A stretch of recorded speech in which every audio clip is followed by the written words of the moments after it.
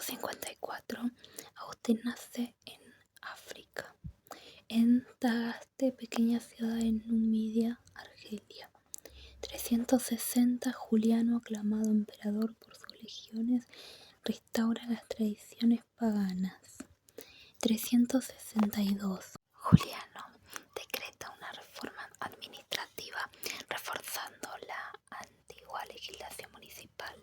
Además modifica el derecho procesal y lucha contra la corrupción en el seno de las legiones. 363, muerte de Juliano al frente de las legiones en la campaña contra Persia. 371, Agustín se traslada a Cartago, donde termina sus estudios superiores.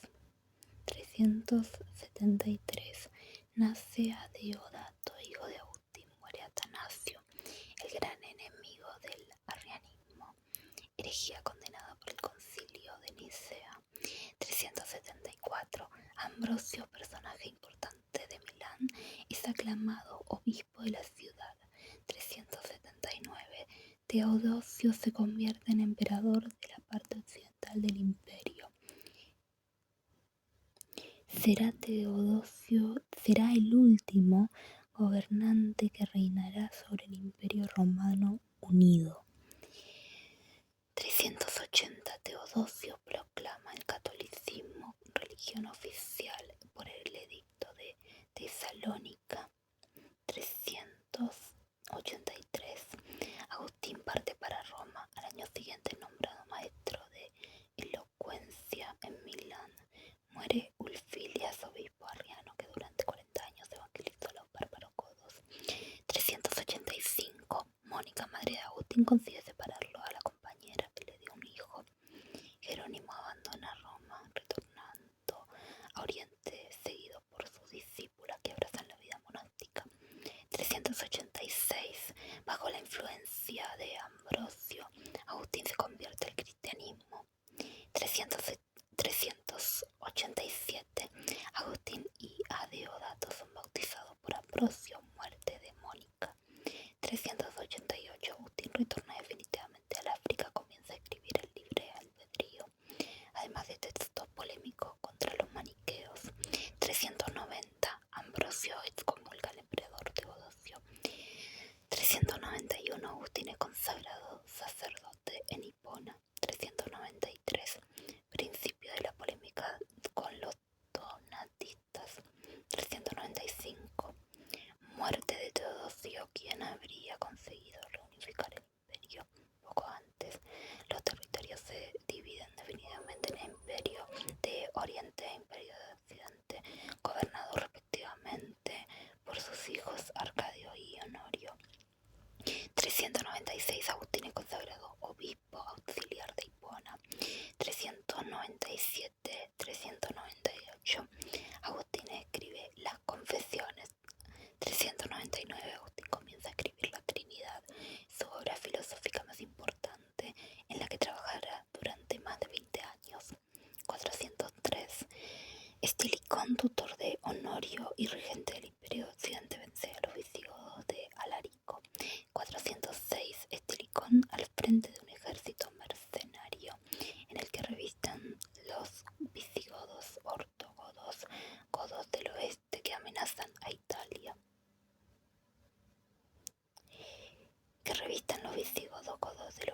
Alanos y hasta los mismos hunos, derrota a los bárbaros ostrogodos, godos del oeste que amenazan a Italia. 408, muerte de Estilicón. 410, los bárbaros visigodos comandados por Alarico saquean a Roma, el África queda directamente amenazada. 411, conferencia entre los donatistas y los obispos católicos. En este mismo año el sigma es oficialmente suprimido. 413, Agustín comienza a escribir La ciudad de Dios, que solo consigue terminar en 426. Prosigue la polémica antipelagianista. 420, 421, Agustín escribe contra Gaudencio y contra Juliano. 426, Agustín escribe La gracia y el liberalismo.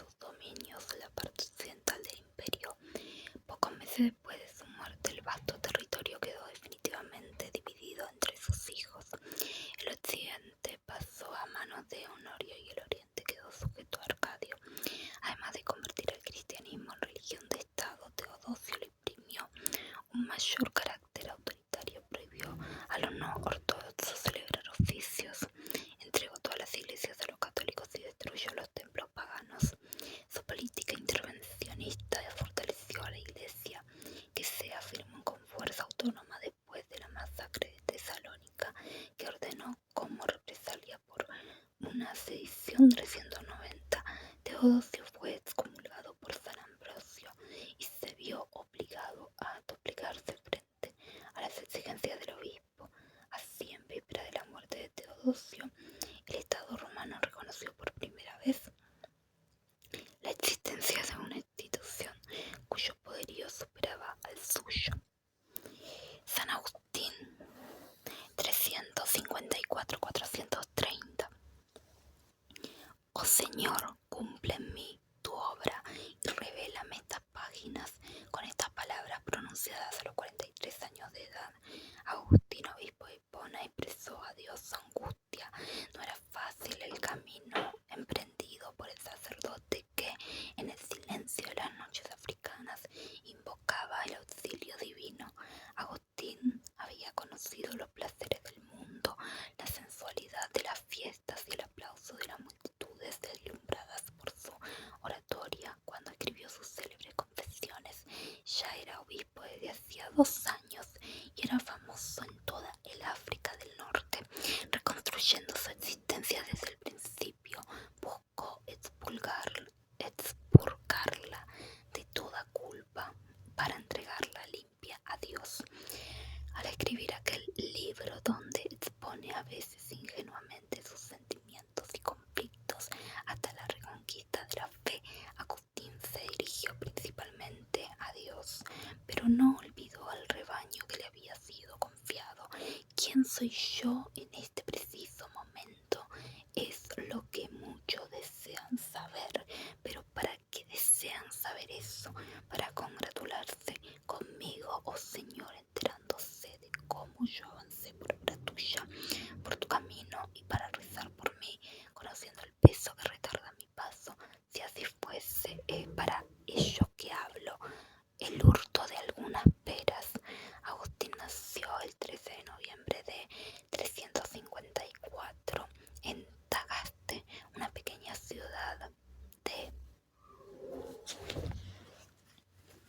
Numidia, la actual Argelia.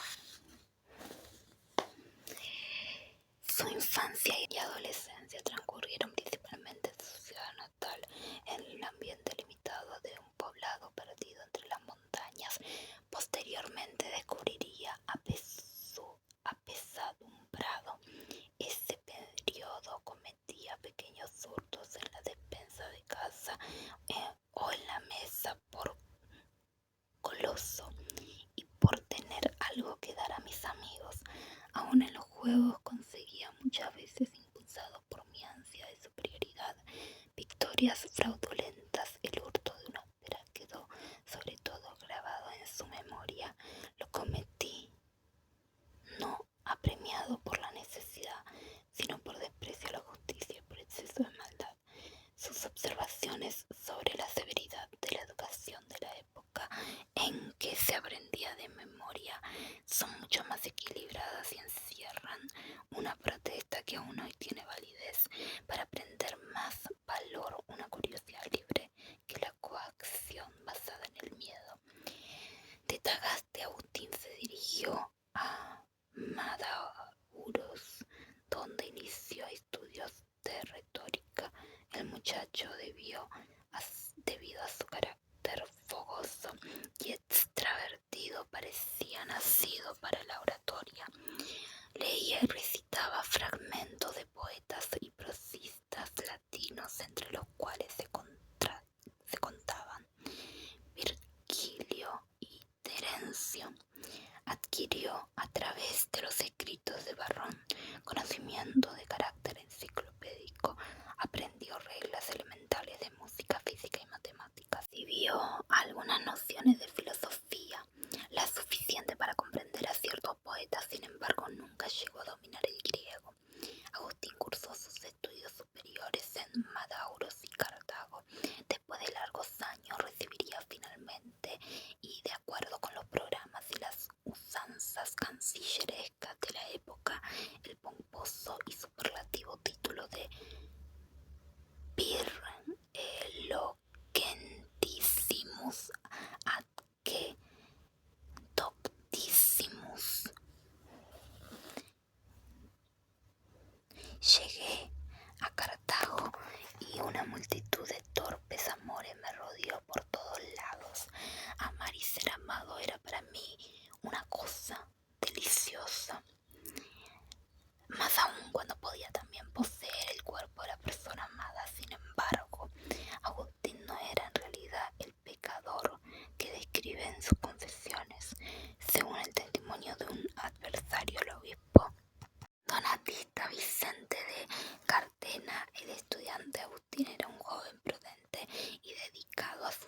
estudios no le faltaban oportunidades para pecar.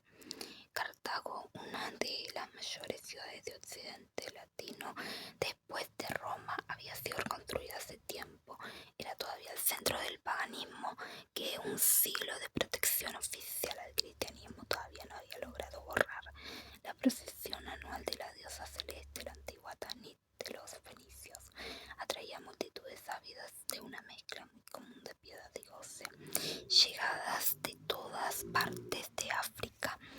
En la gran metrópoli se realizaban los espectáculos más sensuales, comedias y pantomimas que describían las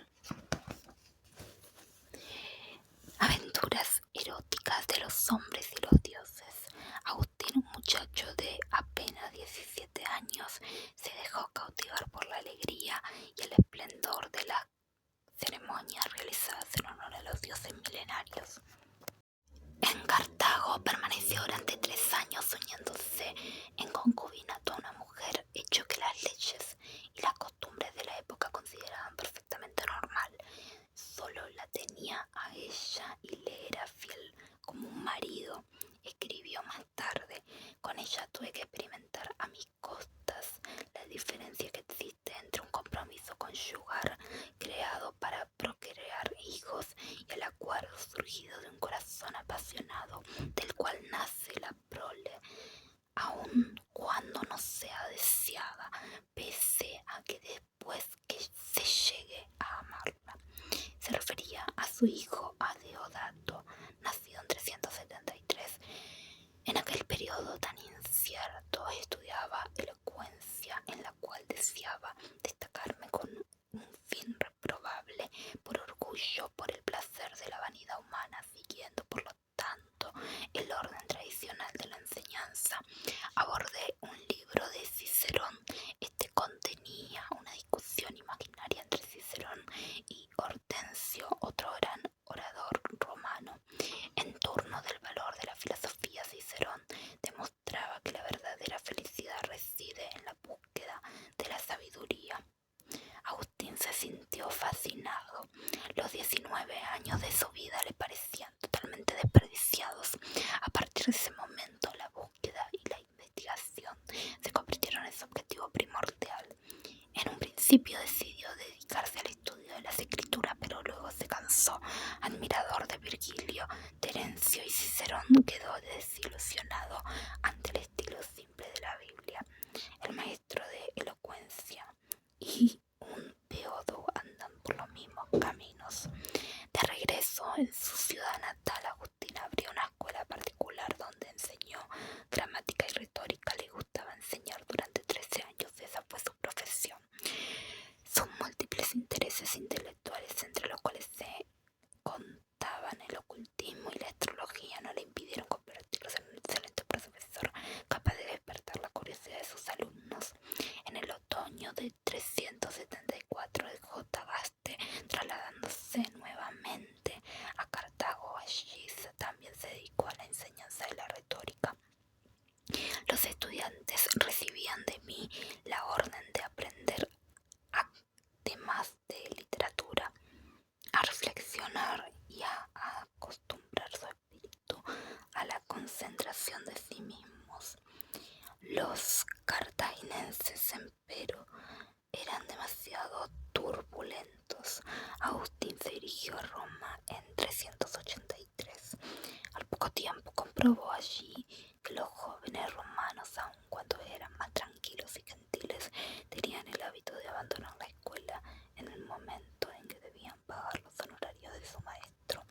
La lucha contra los malos pagadores duró un año, hasta que finalmente obtuvo por concurso la cátedra de elocuencia en Milán, iglesia majestuosa junto a templos paganos, teatros y circos que nada tenían que envidiar a los romanos. Así era Milán, que en esa época constituía la capital administrativa de la parte occidental del imperio y la residencia habitual del emperador. Era sobre todo una ciudad donde existía la posibilidad de hacer carrera. Agustín consagraba todas las mañanas a los cursos de elocuencia y pasaba las tardes en las antecámaras de los ministerios. Esperaba obtener la presidencia de un tribunal o el puesto de gobernador de una provincia. A primera vista era un hombre feliz, pagado por el Estado, personaje casi oficial, respetado como profesor. Empero lo dominaba con una profunda inquietud con respecto al destino de su existencia. A fines del 385 aproximadamente, el maestro de elocuencia fue elegido para recitar la salutación anual al emperador. Agustín salió de su casa con algunos amigos y se dirigió al palacio imperial. Iba para mentir, escribía al recordar la oración de alabanza a Valentiniano II, que entonces contaba con 14 años de edad. En el camino encontró a un pobre mendigo borracho que se reía y alborotaba. La escena, aunque despertó su fastidio, le reveló un aspecto de la verdad que buscaba. El peodo con un poco de dinero alcanzaba la felicidad, lógicamente.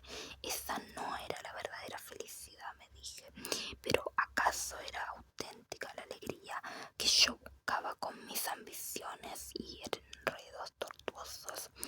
En una noche él digeriría en una noche él digeriría el vino y su borrachera desaparecería. Yo, por el contrario, iría a dormir, continuaría con mi tormento, hoy, mañana y quién sabe hasta cuándo. La inquietud es un tema típicamente agustiniano, un aspecto permanente de su evolución. El despertar de su espíritu crítico lo llevó a abandonar el cristianismo que profesaba su familia. Agustín adoptó el maniqueísmo pretendiendo acatar la fuerza única de la razón. Durante 12 años fue prosélito de Manes, el profeta persa que predicaba una doctrina en la cual se mezclaba el evangelio con el antiguo dualismo persa. Esta doctrina sedujo, como él mismo lo señaló, a un joven amante de la verdad, orgulloso y locuaz a causa de las disputas sostenidas en la escuela de los hombres doctos. El abandono del maniqueísmo vendría más tarde, provocado por la insatisfacción que le causaron las respuestas ofrecidas por dicha doctrina. En su lugar se instaló en su espíritu temporariamente y profundo escepticismo ante las creencias. Una pasión infantil puede cambiar una vida. Entre los dignatarios a quienes cortejaba Agustín se encontraba Ambrosio, obispo de Milán, uno de los hombres más poderosos del imperio. El joven profesor buscaba obtener de él un cargo oficial. En lugar de ello, encontró respuesta por alguna de sus dudas. Ese hombre de Dios me acogió como un padre y yo inmediatamente lo amé. Comenzó a asistir todos los domingos a los sermones de Ambrosio. Volvió a leer los evangelios. Procuró discutir con el sacerdote, quien no obstante se negó a debatir.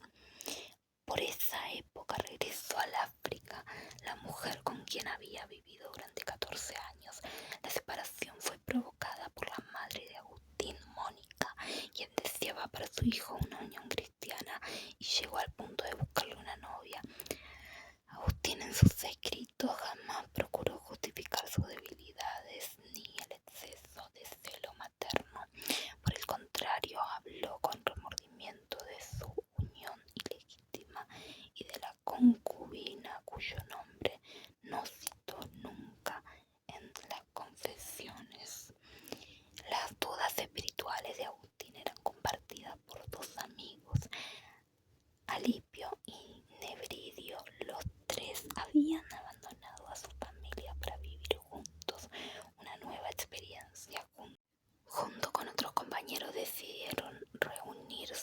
decidió dedicarse a la filosofía, pero existía una dificultad: cómo recibirían sus novias y esposas el proyecto. Alipio aconsejó a Agustín que permaneciese soltero para entregarse por completo al estudio y la meditación.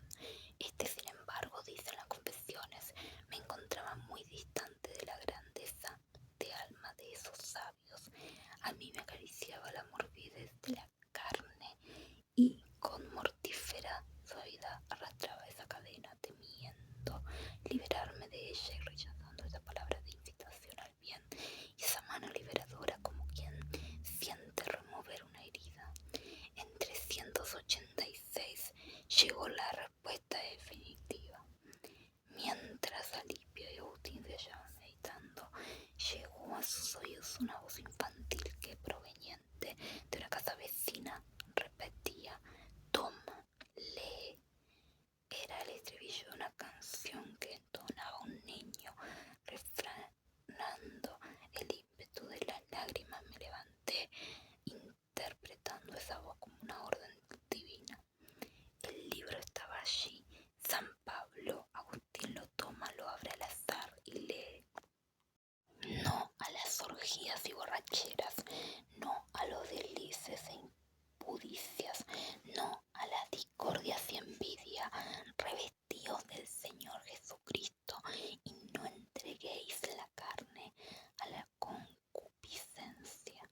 La meditación se inspira en el murmullo del agua.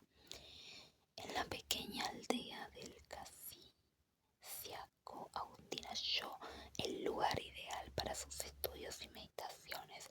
Las frías mañanas del otoño e invierno transcurrían en medio de discusiones. Las noches eran dedicadas a la oración. En Casicaco escribió sus primeras obras de vida beata, intransigente, polémica contra los incrédulos, contra académicos de ordine obra, esta última inspirada en el murmullo del agua que corría junto a las termas, consciente en un estudio sobre el orden y la armonía de la naturaleza gobernada por Dios. Allí fueron también escritos los soliloquios, una invocación casi continua a Dios. Al concluir las vacaciones, Agustín escribió a Milán diciendo que buscasen otro vendedor de palabras para los estudiantes. Permaneció en Casicaco hasta marzo de 387. Después regresó a Milán para asistir a las clases de catequesis. En la vigilia de la Pascua, juntamente con Alipio y su hijo Adeodato, Agustín recibió el bautismo de mano de Ambrosio. Cuando salieron al aire libre, era el amanecer del 25 de abril del año 387, día de la resurrección. Agustín decidió retornar al África para realizar en su tierra natal su ideal de vida monástica. El viaje pero se volvió retrasado por la enfermedad de su madre, víctima de una fiebre maligna que la llevó a la muerte en contados días. Con apenas 56 años incompletos y teniendo yo 33, esa alma religiosa y devota se liberó del cuerpo. El gran sueño de Mónica habría de realizarse. Su hijo se entregaría en cuerpo y alma al cristianismo. Agustín llegó al África en 388. Habían pasado 5 años desde que, disgustado con la indisciplina de los estudiantes cartaginenses, había partido para Roma. Vuelto a Tagaste, vendió la propiedad que le había dejado su padre y repartió el dinero entre los pobres. Conservó tan solo una pequeña fracción de tierra donde, junto con sus amigos Alipio y Ovidio, fundó el primer monasterio agustiniano. Los discípulos eran pocos y la regla que los unía no era la de las órdenes monásticas orientales. Su ideal era el de la contemplación, el ocio deificante, pero al misticismo se unía la necesidad de profundizar debidamente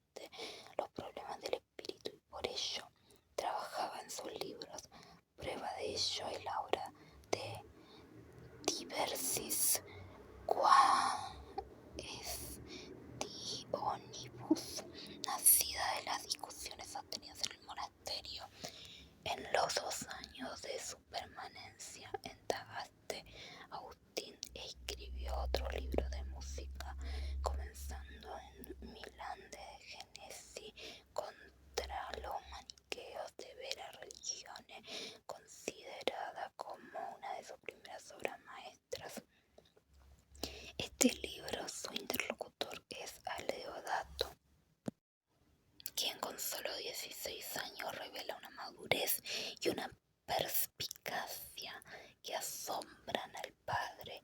El muchacho consigue seguir las argumentaciones de Agustín sobre el valor de las palabras. Solamente en pocos momentos titubea hasta que mi inteligencia no llega. Entonces los raciocinios de Agustín vuelven más simples y discursivos. Adeodato moría al año siguiente cuando contaba apenas 17 años de edad. Muchos, sin embargo, vendrían a ocupar su lugar, continuando el ideal que animaba a los habitantes del monasterio de Tagaste, dividiendo su existencia entre la acción y la lectura, la escritura y la vida contemplativa. El pedido de la multitud, un pastor para enfrentar a los leones voraces. A principios del 391 y por pedido de un funcionario imperial, Agustín se trasladó a Hipona. Esta ciudad tenía cerca de 30 millones de habitantes y era un gran centro comercial. En su puerto era embarcado el trigo que se enviaba a Roma, recostada sobre las montañas cubiertas de pinares. Hipona era en importancia la segunda metrópoli de África. La provincia romana de África correspondía aproximadamente al oriente de Argelia y la actual República de Túnez, y contaba con poderosas fortificaciones. Cierto día Agustín se encontraba escuchando misa cuando el anciano obispo de la ciudad, Valerio, comenzó a explicar al pueblo las necesidades de la diócesis, insistiendo en la urgencia de contar con un presbítero que lo ayudase. De la multitud se elevó la respuesta coreada por los fieles. Agustín padre, así fue ordenado sacerdote, tenía 37 años y sabía que lo aguardaban pesadas tareas. Tendría que ocuparse de las necesidades del pueblo sin abandonar sus propias preocupaciones espirituales. Su temperamento contemplativo, sin embargo, permaneció siempre fiel a los ideales de Casiciaco y Tagaste. Fundó con Alipio un segundo monasterio. Sus discípulos fueron más tarde obispos en distintas ciudades del África. El catolicismo de dicho continente tendría un carácter netamente agustiniano. En 396, y acatando un pedido de Valerio, Agustín fue consagrado obispo auxiliar. Conservó el hábito de penitente y se negó a usar ornamentos pontificantes. Desde los primeros días de su consagración tuvo que enfrentar a los leones voraces. Él mismo, en su libro sobre las herejías, llegó a identificar 88 de ellas. La principal era la integrada por los donatistas, quienes a fines del 312 se habían separado de la Iglesia, alegando que los católicos se habían mostrado demasiado serviles con el poder imperial en ocasión de las persecuciones ordenadas por Diocleciano. Agustín percibió la gravedad del cisma que se desencadenaba sobre todo en las regiones bereberes menos romantizadas, entre los campesinos pobres oprimidos por los grandes propietarios rurales. Labradores, esclavos y desertores asolaban los campos e incendiaban y saqueaban los grandes dominios. Agustín inició la lucha invitando a los jefes donatistas a sostener discusiones públicas.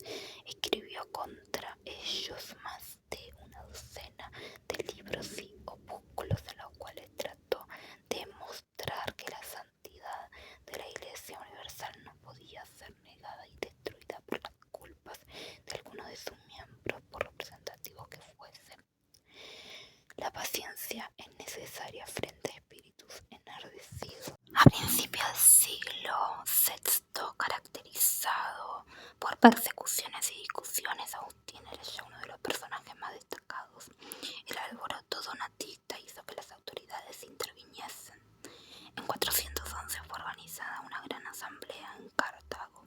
279 donatistas enfrentaron a 264 obispos católicos, entre los cuales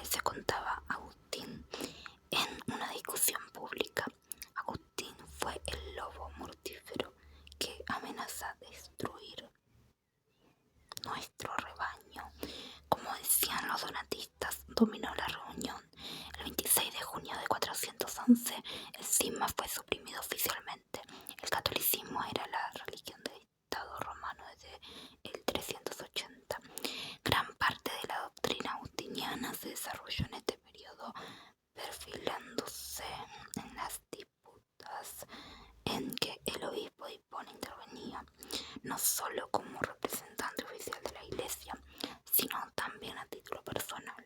Por ello, las batallas que sostuvo tienen un sello particular, transformándose en verificaciones e investigaciones que contribuyeron a desarrollar sus opiniones. Se multiplicaron los encuentros, discusiones públicas, sínodos y concilios que superaron en número a los de Roma, pero en ninguna ocasión Agustín, que actuaba siempre como orador oficial, ocultó el hecho de que más valiosa que la palabra es el amor, que a los heréticos se los persuade con ejemplos de amor fraterno y no con argumentaciones sutiles.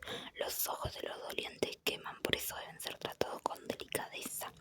Los médicos son cuidadosos hasta con los enfermos más intolerantes, soportan el insulto, dan el remedio y no toman en cuenta las ofensas. Que quede bien en claro que no somos católicos y donatistas adversarios. Hay uno que cura y otro que es curado. La espada de los bárbaros es la cólera de los antiguos dioses. 24 de agosto de 410. Una terrible noticia conmueve al mundo. Roma, la capital tradicional del imperio, la ciudad sagrada que desde la ocupación gala del 390 a.C. durante 800 años nunca había conocido la deshonra de una invasión extranjera. Había sido conquistada por los visigodos de Alarico, forzando los muros aurelianos por la puerta Salaria. Se dedicaron al saqueo, incendiando y causando toda clase de depredaciones. Los mensajeros traían de la ciudad noticias trágicas y señalaban que los cadáveres eran tantos que no podían ser sepultados. Y ahora Alarico, seguido por una larga columna de carruajes cargados con largos tesoros robados, marchaba hacia el sur para apoderarse del África. Un mito se extinguió. Durante siglos pareció que Roma era la predilecta de los cielos. Fue protegida primero de los dioses que Eneas trajo de la antigua Troya y por los dioses patrios romanos, y desde principios del siglo IV por el dios que Pedro trajo de Jerusalén. Ya no se podía creer más en todo eso. La debilidad del imperio, que necesitó permitir la entrada pacífica de los bárbaros en su territorio, que reclutó ejércitos enteros entre los recién llegados, que vio sus recursos desperdiciados en las luchas entre los que se disputaban el trono, se hizo evidente. En el occidente empobrecido, marginado de las importantes rutas comerciales que aseguraban en cambio la riqueza de Constantinopla, la autoridad imperial se diluyó, sustituida por la concentración del poder en manos de los grandes terratenientes. Solamente la Iglesia sobreviviría conservando en su estructura basada en la división administrativa del imperio vestigios de la civilización clásica. Solamente la Iglesia disponía de elementos intelectualmente capaces, sometidos a una rígida organización que le permitió conservar la centralización que caracterizó al mundo romano. La voluntad única del emperador fue reemplazada con el tiempo por la voluntad única del obispo de Roma.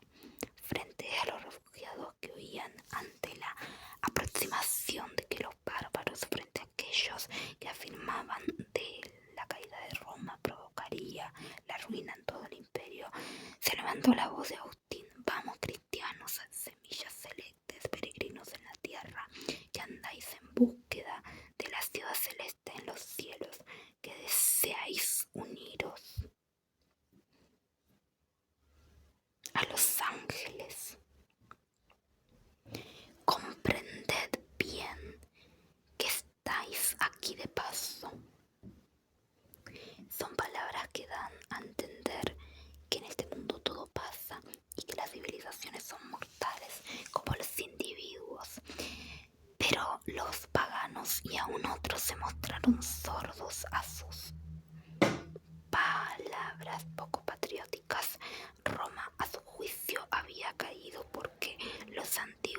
dioses habían sido ultrajados.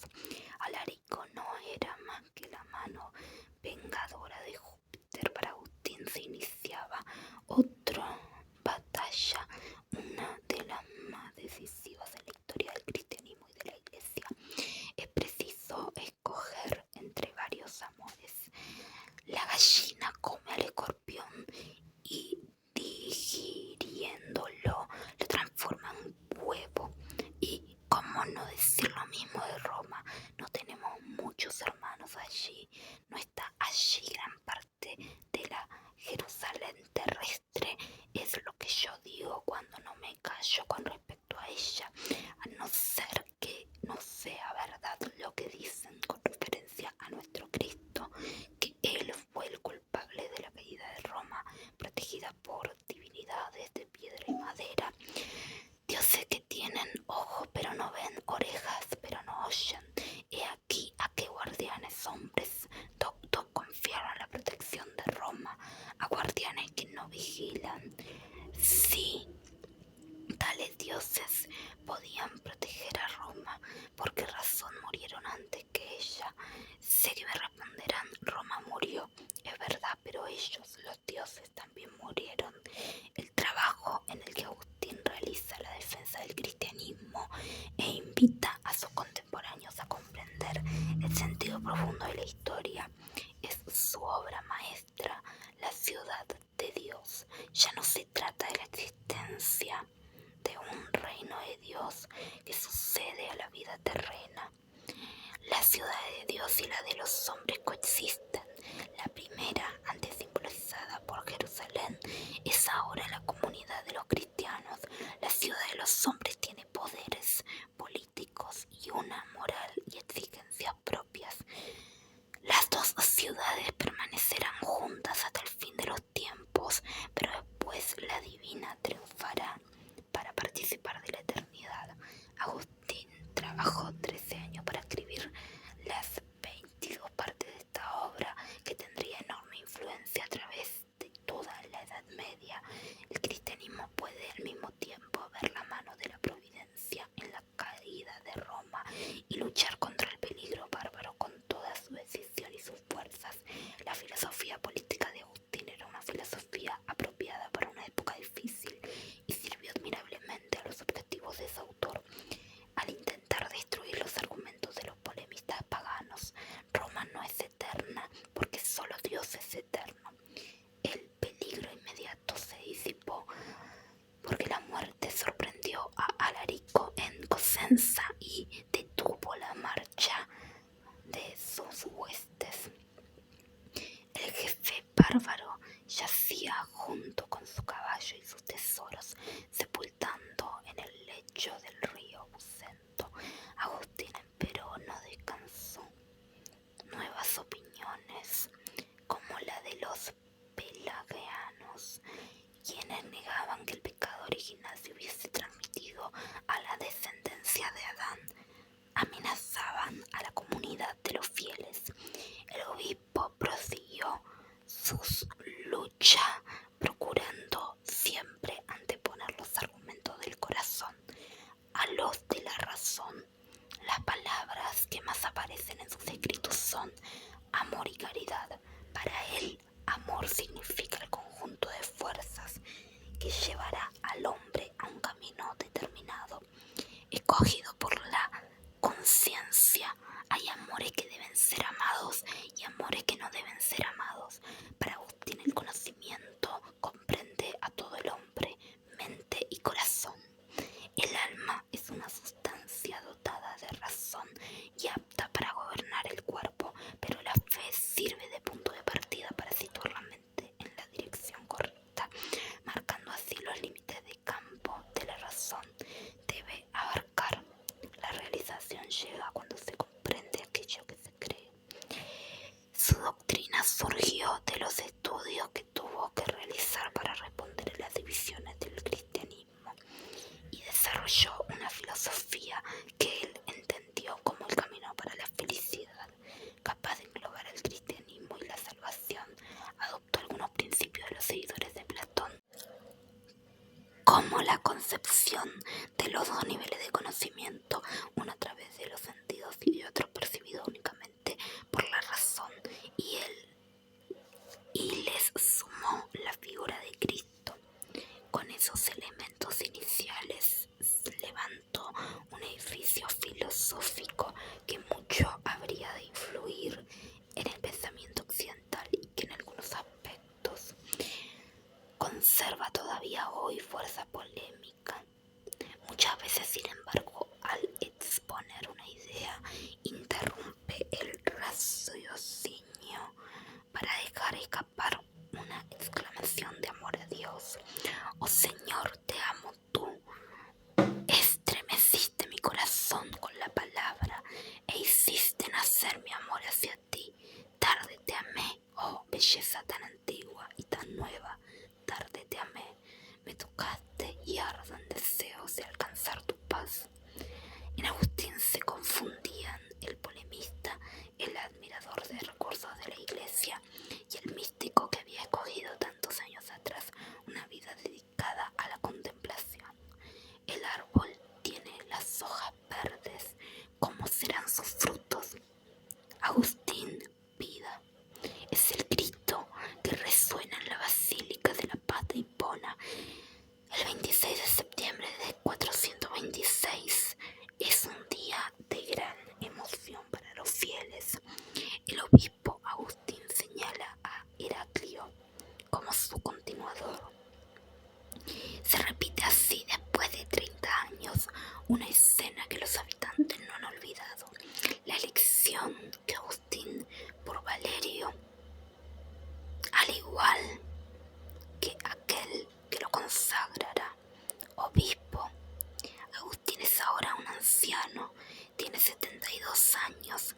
Recuerda a los fieles que una vez expresó el deseo de tener 5 días libres por semana para poder escribir y revisar las obras que de todas partes le solicitaban.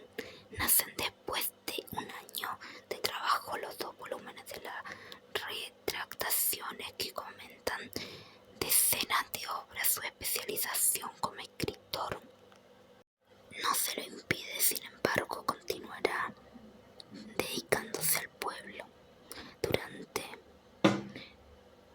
40 años.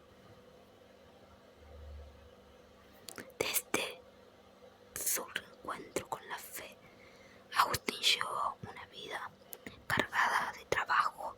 Primero construyó su monasterio, se convirtió después en sacerdote y obispo, encargado inclusive de administrar justicia en nombre de imperio. Consiguió, no obstante, permanecer fiel a su vocación contemplativa y llevó a cabo también una obra literaria gigantesca: 113 obras, 224 cartas y más de 500 sermones, exceptuando las confesiones escritas entre 397 y 398.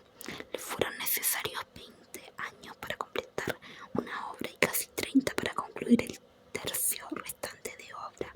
Pocos escritores del pasado son conocidos tan detalladamente como él. Si las confesiones revelan hasta los últimos rincones de su alma, los discursos que pronunció en el transcurso de 40 años lo muestran bajo otros aspectos.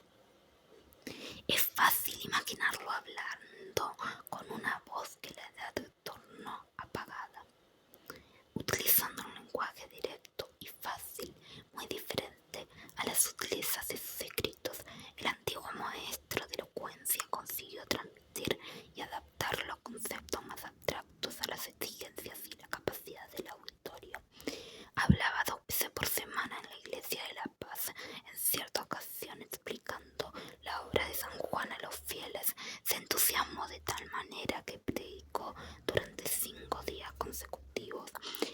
Pero el obispo no albergaba ilusiones. Vuestras alabanzas son las hojas de los árboles, me gustaría ver los frutos. Muchas veces se lamentó de la distancia que existía entre su pensamiento, su fe y amor a Dios, y la palabra que profería.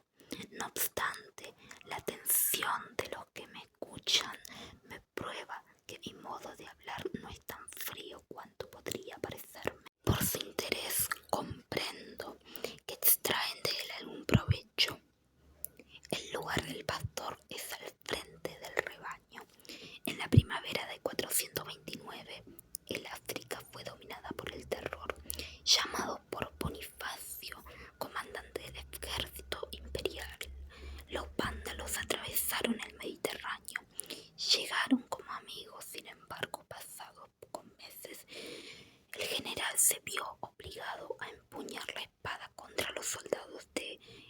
Genserico, el obispo de Hipona, dirigió severas palabras a Bonifacio.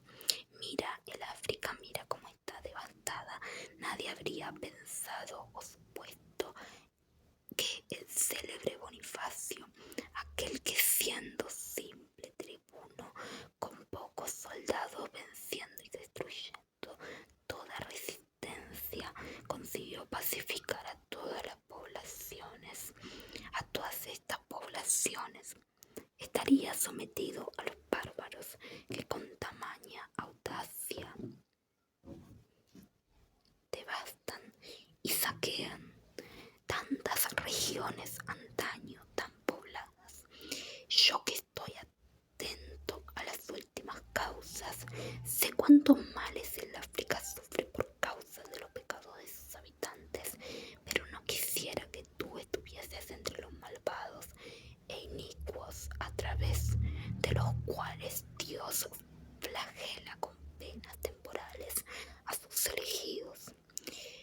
Era demasiado tarde, los vándalos estaban en la puerta. En poco tiempo devastaron la Mauritania y a continuación la Numidia.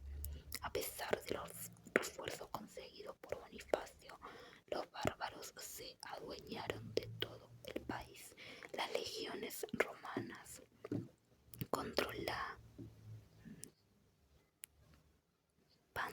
apenas 3 ciudades: Cartago, Sirtia e Hipona. En esta última ciudad bien fortificada, Bonifacio preparó la última resistencia. Agustín, a los 75 años, vio que no había salvación para los habitantes de Hipona. Pero aun cuando en las horas de su fallecimiento pidió a Dios que lo llevara de este mundo, se convirtió, como lo había sido 20 años antes, con revelación a los refugiados de Roma, en el organizador de la ayuda de los fugitivos. Se transformó en la voz del África, en el máximo representante del fin de la latinidad cristiana en el continente. En esos días escribió una de sus últimas cartas dirigida a Honorato, obispo de Tiave, ciudad no lejos de Hipona, la actual Annaba, para recordarle que al pastor de almas no le estaba permitido huir ante el peligro y que el lugar de los obispos se encontraba al frente de los fieles hasta el fin. No debemos, por causa de estos males inciertos, cometer la culpa cierta de abandonar a nuestro pueblo. Ello le acarrearía un gran mal, no en lo referente a las cosas de esta vida, sino de la otra, que merece ser buscada con mayor diligencia y solicitud.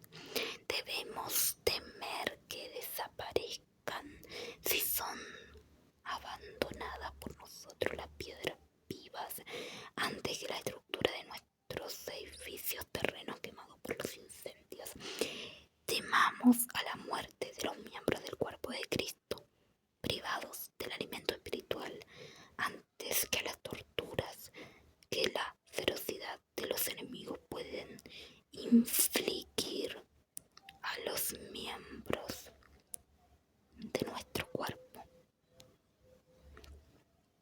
Todo el conocimiento reside en Dios y en el alma. 14 largos meses resistió Hipona el asedio de los vándalos. La ciudad se encontraba colmada de refugiados, a quienes era preciso alimentar, vestir. Al enemigo exterior se unían la carestía, el hambre y las epidemias. Muchos comenzaron a creerlo capaz de realizar milagros. Cierto día le trajeron un enfermo para que lo curase con su bendición. Agustín respondió: hijo mío, si tuviese tales poderes, comenzaría por curarme a mí mismo. Su enfermedad duró pocos días. Cuando presintió que el fin se aproximaba, pidió que lo dejaran solo para poder orar. En las paredes de su habitación hizo fijar pergaminos en los cuales había hecho escribir los salmos penitenciales de David. Agustín murió en la noche del 28 al 29 de agosto del 430. No hizo testamento, escribió posidio porque pobre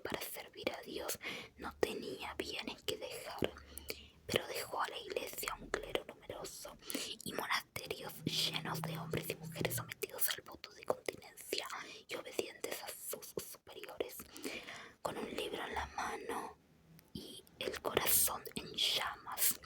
Así representaron los pintores medievales al obispo de Hipona. El libro simboliza la ciencia,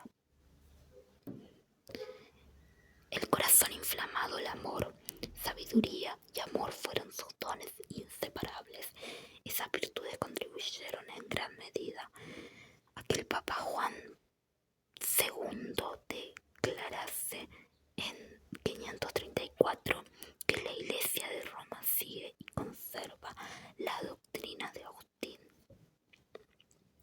Al elaborar su filosofía como un arma de defensa de la fe, Agustín forjó una visión del mundo que influiría por muchos siglos en todos los líderes espirituales del occidente europeo. La ciudad de Dios, síntesis de filosofía y teología, marcó profundamente la orientación del pensamiento político de la Edad Media. Carlomagno lo consideraba su libro de cabecera. Agustín fue el autor más citado en el último Concilio Vaticano. Este hecho tal vez hubiese sorprendido a aquel que en sus soliloquios escritos junto al agua que corría por las termas de Casiciaco declaró que su único objetivo era conocer a Dios y a su propia alma. Expansión del cristianismo hasta el año 1000. Originalmente el cristianismo estaba limitado a la pequeña secta judía que se agrupaba en torno a los apóstoles. El primero en predicar la nueva fe entre los paganos fue San Pablo.